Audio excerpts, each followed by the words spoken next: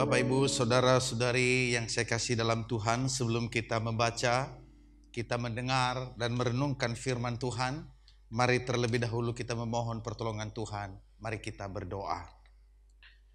Allah Bapa kami yang ada di sorga, Allah yang mengasihi kami di dalam Tuhan Yesus yang telah datang ke dalam dunia ini dan menyelamatkan kami, bahkan menjadikan kami menjadi anak-Mu. Bapa, kami ingin membaca firman-Mu. Kami ingin mendengar dan merenungkannya. Bapa, berbicaralah kepada kami melalui firman ini, sehingga firman ini boleh meneguhkan kami, mengarahkan hidup kami. Berfirman kepada kami Bapa, karena kami semua sudah siap mendengarkannya. Di dalam nama Tuhan kami Yesus Kristus kami berdoa. Amin. Bapak, Ibu, Saudaraku yang dikasihi oleh Tuhan Yesus Kristus, tanpa terasa kita telah memasuki minggu Advent yang keempat. Dan dalam minggu Advent yang keempat ini, tema firman Tuhan kepada kita secara sinodal yaitu rahasia dinyatakan. Dan yang menjadi landasan daripada khotbah ini terdapat di dalam surat Roma pasal 16 ayat 25 sampai yang ke-27. Roma 16 ayat 25 sampai 27, demikian firman Tuhan. Bagi Dia yang berkuasa menguatkan kamu menurut Injil yang kumasyurkan dan pemberitaan tentang Yesus Kristus sesuai dengan pernyataan rahasia yang didiamkan berabad-abad lamanya, tetapi yang sekarang telah dinyatakan dan yang menurut perintah Allah yang abadi telah diberitakan oleh kitab-kitab para nabi kepada segala bangsa untuk membimbing mereka kepada ketaatan iman. Bagi Dia satu-satunya Allah yang penuh hikmat, oleh Yesus Kristus segala kemuliaan sampai selama-lamanya. Amin. Demikian jauh pembacaan firman Allah. Kita berbahagia kalau kita mendengar, memelihara, dan melakukan dalam kehidupan sehari-hari. Maranatha.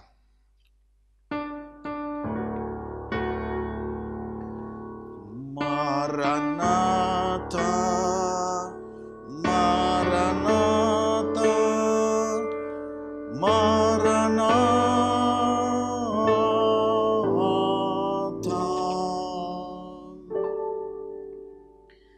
Bapak, Ibu, Saudara-saudari yang saya kasih dalam Tuhan, ada seorang pendeta. Ketika dia memimpin satu persekutuan, dan pendeta itu membaca kitab sucinya, dan setelah membaca kitab sucinya, dia membuka kacamatanya. Seperti saya ini. Dia buka kacamata, terus Alkitabnya dia tutup, dan setelah dia menutup Alkitabnya, orang-orang yang melihat Bapak pendeta ini, wajahnya cerah, tersenyum, senang sekali. Lalu Bapak pendeta ini berkata, pagi hari ini, rupanya pertemuan itu pagi hari itu, saya menjelaskan yang tidak dapat dijelaskan. Pagi hari ini, saya bisa mendefinisikan apa yang tidak dapat didefinisikan. Dan pagi hari ini saya mengetahui apa yang tidak diketahui. Dengan sukacita dia mengungkapkan kalimat-kalimat itu. Saudara, orang-orang yang ada dalam persekutuan itu bertanya kepadanya, Bapak pendeta, apa yang Bapak maksud dengan berkata saya bisa menjelaskan yang tidak dijelaskan? Saya memberitahukan yang tidak diketahui. Saya bisa mendefinisikan yang tidak bisa didefinisikan. Apa yang Bapak pendeta maksudkan dengan itu? Bapak pendeta ini berkata, ada rahasia besar. Rahasia besar itu sudah berabad-abad tersembunyi, yaitu 4.000 tahun yang lalu. Dan yang tersembunyi itu 2.000 tahun yang lalu itu dibukakan, itu diungkapkan, dan 2.000 tahun yang lalu itu sudah diketahui. Saudara-saudara, kata Bapak Pendeta itu, luar biasa. Pada tahun 57 Masehi, setelah Yesus naik ke surga, ada seorang yang bernama Saulus. Dia bertobat, berjumpa dengan Tuhan Yesus, dan namanya diubah dari Saulus menjadi Paulus. Dan Rasul Paulus itu di tahun 57 Masehi menuliskan kitab Roma. Tadi saya baca. Dalam kitab Roma itu tadi yang saya bacakan sungguh luar biasa. Mari dengar apa yang saya bacakan. Dalam Roma 16 ayat 25 dikatakan, bagi Dia yang berkuasa menguatkan kamu menurut Injil yang kumasyurkan dan memberi pemberitaan tentang Yesus Kristus sesuai dengan pernyataan rahasia yang didiamkan berabad-abad lamanya. Jadi ada sesuatu yang didiamkan berabad-abad lamanya. Kepada siapakah disembunyikan? Kepada siapakah didiamkan? Yaitu kepada orang-orang Yahudi, orang-orang Israel yang punya pengetahuan tentang Allah Yahweh. Tetapi mereka tidak mengerti, tidak tahu tentang Mesias itu. Saudara, Bapak Pendeta ini menjelaskan bahwa rahasia yang besar itu tertutup. Mereka tidak tahu. Tetapi 2000 tahun yang lalu disingkapkan, dibukakan kepada bangsa Israel pun atau kepada orang Yahudi. Sebelumnya Allah memakai 12 suku Israel menjadi berkat melalui Abraham, Ishak, Yakub untuk mewujudkan rencana keselamatannya. Tetapi mereka makin lama makin eksklusif dan menutup diri. Sehingga Alkitab Perjanjian Lama hanya terkungkung bagi orang Yahudi, sementara bangsa kafir tidak boleh tahu. Jadi keselamatan itu hanya ada dalam kehidupan orang Yahudi. Tidak untuk orang kafir.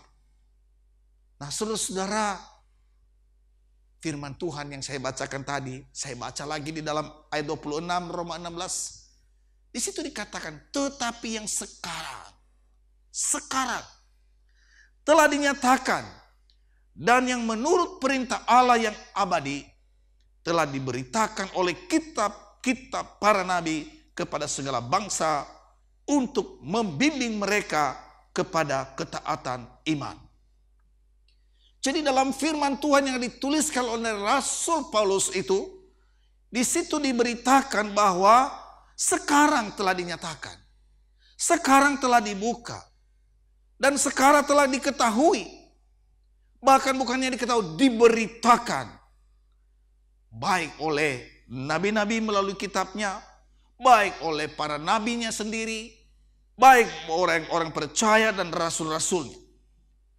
Dan dalam kitab itu diberitahukan, tujuannya diberitahukan, dibukakan, ialah untuk membimbing mereka kepada ketaatan iman. Jadi membimbing artinya mengarahkan, membimbing kepada ketaatan iman. Nah Bapak Ibu Saudara-saudara yang saya kasih dalam Tuhan Yesus Kristus, mari pada pagi hari ini di dalam memasuki Advent yang keempat ini, kita merenungkan ketika Yesus Kristus, Sang Firman datang ke dalam dunia ini, rahasia Allah dinyatakan, diberitahukan. Dan tahukah Bapak Ibu, ketika diberitahukan kepada orang-orang Palestina, orang-orang Yahudi, saudara-saudara, berita yang luar biasa itu ditolak mentah-mentah oleh mereka yang sesungguhnya membutuhkan Injil itu. Namun ada satu pribadi. Siapa dia? Pribadi itu adalah Saulus, orang Yahudi. beroleh kasih karunia. Dia dikunjungi oleh Yesus sendiri di tengah-tengah perjalanan menuju dalam Damaskus. Di dalam Kisah Para Rasul 9, di situ ketika dia berjumpa dengan Tuhan Yesus dan akhirnya dia bertobat. Apa yang terjadi dengan Rasul Paulus ini? Yang terjadi saudara ialah bahwa dia bertobat. Dan setelah dia bertobat, mengalami pembaharuan dalam hidupnya, mengalami berkat yang luar biasa itu, saudara, ia memberitakan rahasia Injil yang telah diungkapkan berabad-abad lamanya. Dan sekarang Rasul Paulus itu memberitakan melalui pemberitaannya kepada orang-orang kafir. Jadi kalau dahulu itu tidak diketahui oleh orang kafir, sekarang pemberitaan itu menjadi bagian daripada orang kafir. Mari saudara kita melihat lebih mendalam dari ayat-ayat ini. Di situ dikatakan di dalam Injil Allah menguatkan umatnya. Ayat 25a. Jadi di dalam berita sukacita itu, Evangelion, berita gembira itu, saudara-saudara, itu diungkapkan dengan satu tujuan, yaitu menguatkan umat Tuhan. Nah, bagaimana caranya menguatkan umatnya? Nah, Paulus menjelaskan, menurut Injil yang kumasyurkan dan pemberitaan tentang Kristus. Ini yang diberitakan oleh Paulus. Sesuatu yang menguatkan itu, yaitu Injil Yesus Kristus. Jadi ada dua hal dalam hal ini saudara. Yang pertama, Injil itu adalah Evangelion, berita sukacita, berita gembira, dan pemberitaan tentang pribadi Kristus itu sendiri. Saudara, mengapa itu menjadi penting? Ini pertanyaan bagi kita. Mengapa menjadi penting? Oleh karena dikatakan oleh firman Tuhan, menguatkan umatnya dalam kehidupannya. Menguatkan dalam hal apa, saudara? Maka jawabannya adalah ketika Injil itu diberitakan, maka membukakan kepada umat tentang jalan keluar dari dosa. Ini pertama.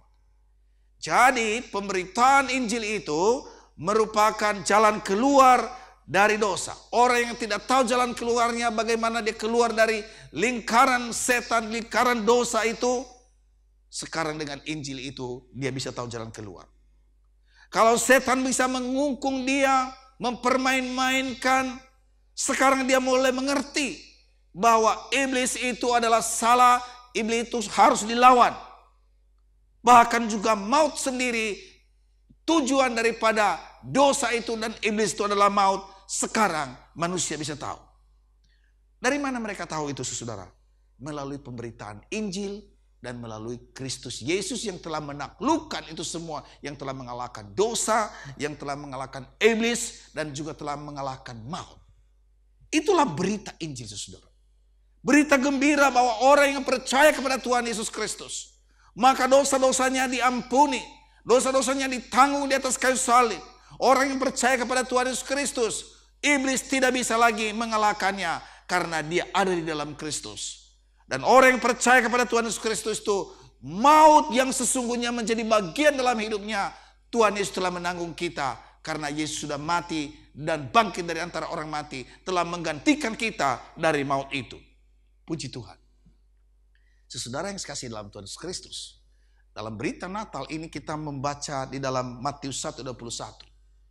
Di situ dikatakan, ia akan melahirkan anak laki-laki dan engkau akan menamakan dia Yesus, karena dialah yang akan menyelamatkan umatnya dari dosa mereka. Saudara yang sekasih dalam Tuhan Yesus Kristus, Injil yang diberitakan oleh Rasul Paulus itu, yang telah menuntun kita kepada keselamatan, di mana kita mengerti bahwa dosa ini telah menguasai kita, di mana iblis dan juga maut, pribadi yang kita rayakan di Natal ini, di situ dikatakan bahwa dialah yang menyelamatkan umatnya dari dosa mereka. Kalau kita melihat kepada siapakah berita ini disampaikan dan siapa yang memberitahukan, Saudara, yang memberitahukan ini adalah malaikat. Kepada siapa? Kepada Yusuf. Kalau kita melihat perikop itu, saudara, di mana Yusuf telah bertunangan dengan Maria. Dan tunangannya ini hamil. Dan pada waktu hamil, saudara, mungkin si Maria berkata, Yusuf, pasti Yusuf kan, kenapa? Saya mau beritahukan sesuatu. Apa Maria? Tapi jangan marah ya, kira-kira begitu ya. Enggak lah, mana mungkin saya marah. Benar enggak marah? Enggak. Ayo bilang dong. Mungkin Maria tarik nafas. Ayo dong ngomong. Dan Yusuf, jangan marah ya. Ini aku lagi hamil. Tapi hamilku ini dari Roh Kudus. Bisa bayangkan saudara, mukanya Yusuf itu. Bisa membayangkan suasananya yang tadinya mungkin hangat, bisa tiba-tiba jadi diam. Nah, saudara, dalam firman Tuhan dikatakan bahwa Yusuf adalah seorang yang baik hati. Dia berpikir dalam hatinya, aduh kasihan si Maria ini. Tetapi aku harus menceraikan dia. Tapi cara menceraikannya diam-diam. Bahkan pada waktu dia merencanakan itu, dia tertidur, saudara. Dan dalam mimpi, kata firman Tuhan, malaikat datang dan memberitahukan Matius 1:21. Hei Yusuf, tunanganmu itu, ia akan melahirkan anak laki-laki dan engkau akan menamakan dia Yesus. Karena dialah yang akan menyelamatkan umatnya dari dosa mereka. Oh saudara, tadinya Yusuf begitu bersemangat mau menceraikan Maria. Sekarang jadi tidak. Dan akhirnya dia mengambil Maria dan firman Tuhan berkata dia tidak bersetubuh dengan dia sampai mereka anak itu lahir. Saudara, sungguh luar biasa. Begitu ajaibnya bahwa kedatangannya dalam dunia ini untuk membebaskan kita dari dosa, untuk menolong kita supaya kita tidak dikuasai oleh iblis dan melepaskan kita dari maut. Saya ada sebuah cerita, satu keluarga saudara, di mana keluarga ini dari daerah pindah ke kota dan mereka tidak punya rumah di kota. Dan akhirnya mereka mengontrak. Setelah mengontrak 1 tahun mereka perpanjang, tetapi yang punya rumah itu saudara nakal. Dia nakal, dia katakan, ini kontrak rumah sudah naik. Dia naikkan tidak kira-kira 2 kali lipat. Dan dia katakan kalau kalian tidak bisa membayarnya, keluar. Padahal sudah dibayar. Saudara, dia ancam. Dia katakan semua barang kalian saya bisa sita. Dan kalian harus keluar dengan segala macam. Dalam keadaan seperti itu saudara, pengontrak ini, yang mengontrak ini sangat sedih sekali. Tidak tahu apa yang harus dilakukan. Mungkin uangnya terbatas. Dia tidak bisa memperpanjang kontrak itu. Mari kita membayangkan itu saudara, keadaan seperti itu. Betapa sulitnya, betapa sedihnya mereka. Saudara, di tengah keadaan seperti itu, mungkin juga dia sharingkan kepada teman-teman. Nah, ada seorang bapak. Dan memang orang yang mengontrak ini jahat saudara. Benar juga, dia jual itu rumah kepada seseorang. Tetapi saudara, orang yang membeli baru ini, setelah lunas semuanya saudara, maka dia berkata kepada yang mengontrak ini. Dia datang, dia berkata, Bapak, rumah ini Bapak kontrak kepada yang Bapak ini kan? Dia betul, tapi saya diusir dan saya tidak tahu bagaimana. Nah si Bapak ini berkata, saya sudah membeli rumah ini. Rumah ini telah berganti nama. Rumah ini milik saya. Dan saya sekarang menyerahkan kepada kamu, silakan pakai. Nanti kalau suatu ketika kamu pergi, ya silakan. Tetapi pakailah. Oh betapa senangnya yang mengontrak ini saudara. Tetapi tidak lama kemudian, yang telah menjual rumah ini, penghuni lama ini datang saudara. Dia datang, dia katakan, bayar utang, bayar kontraknya, pergilah. Tapi menarik saudara. menariknya adalah begini. Yang mengontrak ini, yang telah menerima rumah ini kepada pembeli baru, dia berkata, silakan engkau pergi. Karena rumah ini sudah berganti pemiliknya, dan rumah ini sekarang sudah dia serahkan kepada kami dengan cuma-cuma, dan kami boleh memakainya karena sudah diserahkan. Kalau engkau bertanya seperti itu, silakan berhubungan dengan pemilik baru. Saudara, dalam kisah ini saudara, ini menceritakan beberapa poin saudara. Apanya? Yaitu bahwa hidup kita ketika kita masih belum bertobat. Hidup kita di dalam dosa. Pemilik kita adalah dosa, iblis, dan maut. Tetapi ketika kita, saudara, ketika kita telah diselamatkan oleh Tuhan Yesus Kristus, maka kita ini adalah milik Kristus. Dia adalah pemilik baru. Maka ketika pemilik lama itu datang, dosa, setan, maut, maka saudara, ketika dia mau menggoda kita, mengintimidasi kita, satu saja kekuatan kita. Apa itu? Yaitu pemilik baru, nama baru. Itulah rahasia yang telah disembunyikan atau tersembunyi berabad-abad lamanya itu, dan sekarang telah dibukakan. Nama itu adalah nama Yesus, nama yang berkuasa, nama di atas segala nama. Dan ketika kita menyebutkan nama itu, karena kita telah memiliki nama itu, maka kuasanya luar biasa. Setan tidak bisa berkuasa atas kita lagi. Dia takut oleh karena nama itu. Puji Tuhan. Itulah Injil, berita gembira saudara yang mau disampaikan kepada kita. Lalu saudara, di dalam ayat 27, di situ dikatakan di dalam Injil, nama Allah senantiasa dipermuliakan selama-lamanya. Jadi dalam Injil itu saudara, berita gembira itu, nama Tuhan dimuliakan. Dikatakan bagi dia satu-satunya Allah yang penuh hikmat, oleh Yesus Kristus segala kemuliaan sampai selama-lamanya. Amin. Itu di dalam ayat 27. Dari ayat terakhir di dalam surat Roma 16 ini saudara, kita mendapatkan satu kesimpulan yang terintegrasi, yaitu di dalam Injil kemuliaan Allah dinyatakan. Di dalam Injil itu terkandung kebijaksanaannya. Di dalam Injil itu kebijaksanaannya itu ada di dalam Tuhan Yesus Kristus. Inilah finalitas Kristus yang tidak bisa dibandingkan dengan semua pendiri agama, filsafat, dan kebudayaan siapapun. Hanya ada di dalam Kristus Yesus. Itulah sebabnya saudara, segala kemuliaan, hormat hanya kepada Tuhan kita Yesus Kristus. Pertanyaan bagi kita, bagaimana kita meresponi kelahiran Tuhan, di mana yang tertutup itu disingkapkan, di mana dia datang ke dalam dunia ini.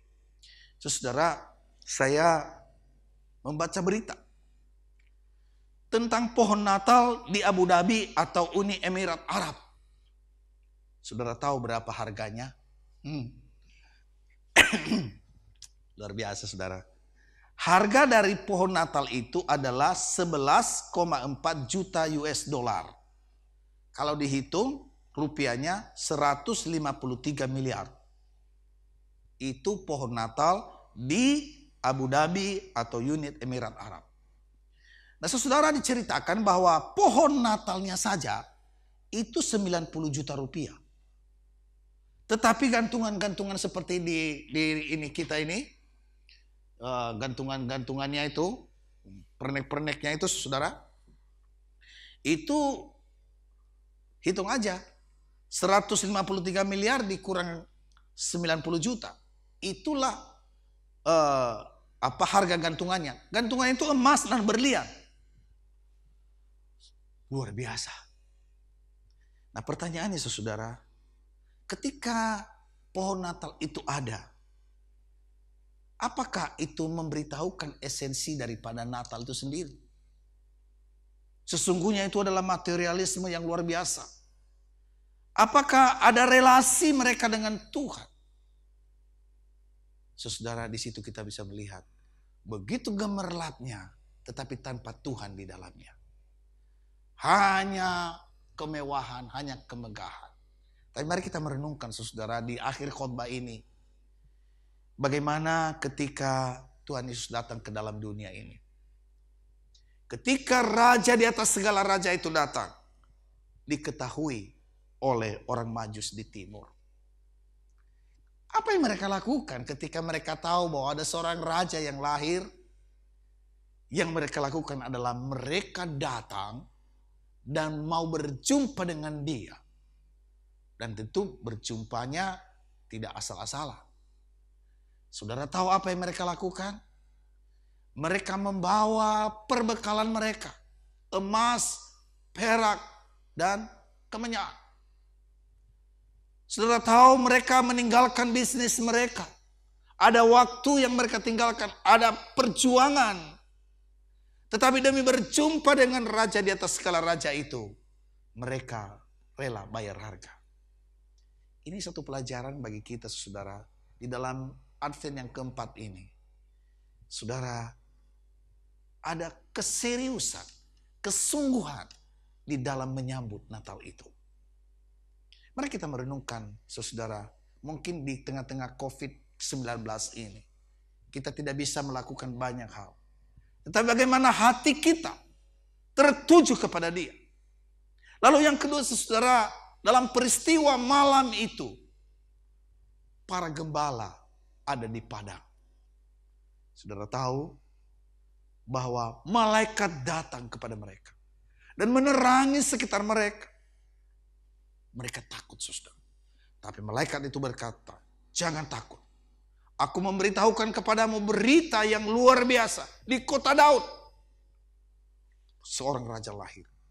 Dan kamu pergi ke sana dan engkau akan menemukan seorang bayi yang dibungkus dengan lampin. Saudara, bagaimana dengan para gembala, orang-orang sederhana, saudara? Tetapi mengapa mereka yang dihormati, sampai malaikat datang memberitahukan kepada mereka. Kita tahu bahwa ternyata Natal tidak sama dengan apa yang dilakukan di Abu Dhabi tadi. Di dalam kesederhanaan, saudara. Orang-orang yang sederhana. Tetapi kita boleh belajar dari orang-orang yang sederhana ini. Mereka, saudara, pergi. Tidak menunda, tidak menunggu. Mereka pergi mengikuti apa yang dikatakan oleh malaikat kepada mereka. Dan betul, saudara. Ketika mereka sampai di sana, mereka menemukan seorang bayi yang dibungkus dengan lampin. Hati mereka penuh dengan sukacita. Apa yang bisa kita melihat di sini, saudara? Ada kepercayaan. Kalau boleh mengatakan, ada iman dalam kehidupan para gembala ini. Mereka percaya apa yang dikatakan oleh malaikat dan mereka pergi. Lalu yang terakhir, saudara, kita tahu kalau Natal biasa ada kandang dan ada palungan. Saudara tahukah sebelum Yesus lahir, di mana penginapan semua penuh. Tidak ada penginapan, saudara, bagi raja di atas segala raja. Ketika dia lahir, tidak ada yang membuka pintu. Hanya kandang dan diletakkan di atas tempat makan hewan. Tetapi saudara, walaupun itu tempat makan hewan, tetapi karena yang hadir di situ adalah raja di atas segala raja, maka sesuatu hal yang luar biasa, yang kotor, itu menjadi luar biasa, menjadi indah oleh karena Kristus lahir di atas kandang binatang itu, di dalam tempat makanan binatang itu. Saudara-saudara yang saya kasih dalam Tuhan Yesus Kristus, ini juga merupakan hati kita. Bagaimana hati kita di dalam kehidupan kita hari lepas hari. Maka ketika juru selamat itu ada dalam hidup kita, ia akan membersihkan kita, ia akan menyucikan kita dan membuat hidup kita menjadi bahagia. Oleh karena apa, saudara? Yesus juru selamat kita. Ia yang lahir itu diberi namanya Yesus karena dia yang menyelamatkan umatnya dari dosa mereka. Yesus yang kita rayakan itu yang menyelamatkan engkau, Bapak dan Ibu saudara-saudaraku, dan yang menyelamatkan saya.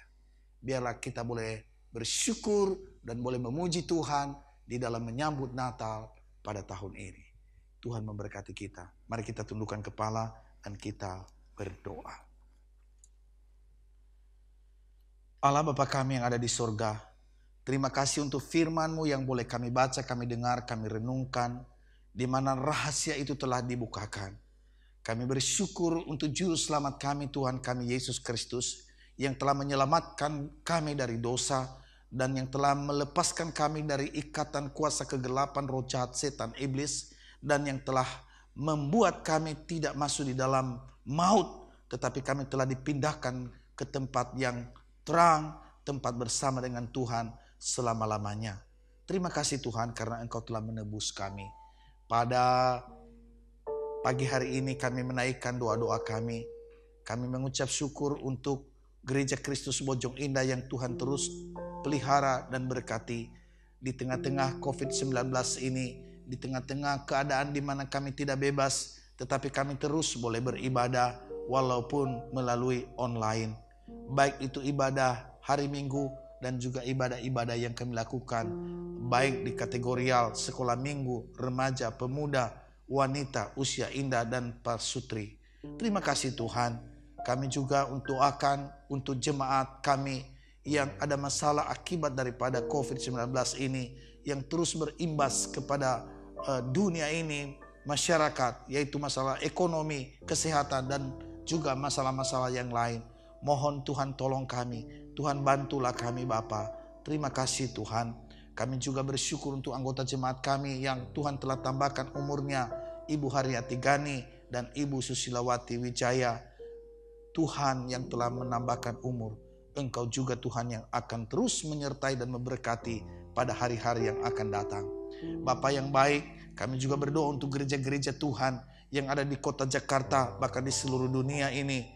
Tuhan, bangkitkanlah gerejamu Tuhan di tengah-tengah keadaan seperti ini. Biarlah gerejamu boleh bersaksi karena kami memiliki Kristus, Raja di atas segala raja itu yang telah lahir ke dalam dunia ini. Rahasia yang telah dibukakan ini, biarlah kami boleh menyaksikan kepada dunia ini. Sehingga orang yang putus harapan, orang yang sakit, orang yang terbelenggu dengan kuasa gelap, mereka boleh dibebaskan oleh kuasa nama Yesus itu. Bapak, kami doakan juga untuk pemerintah kami, supaya ditolong oleh Tuhan di tengah-tengah keadaan yang begitu banyak masalah-masalah yang terjadi, baik secara ekonomi, sosial, politik, dan juga masalah kesehatan. Tuhan campur tanganlah, menolong dan memberkati pemerintah kami. Terpujilah Engkau Bapa. Inilah doa kami yang kami naikkan kepadamu di dalam nama Tuhan kami Yesus Kristus yang telah mengajar kami berdoa. Bapa kami yang di sorga, dikuduskanlah namamu, datanglah kerajaanmu, jadilah kehendakmu di bumi seperti di surga. Berikanlah kami pada hari ini makanan kami yang secukupnya, dan ampunilah kami akan kesalahan kami, seperti kami juga mengampuni orang yang bersalah kepada kami. Dan janganlah membawa kami ke dalam pencobaan, tetapi lepaskanlah kami daripada yang jahat, karena Engkau yang punya kerajaan dan kuasa dan kemuliaan sampai selama-lamanya. Amin.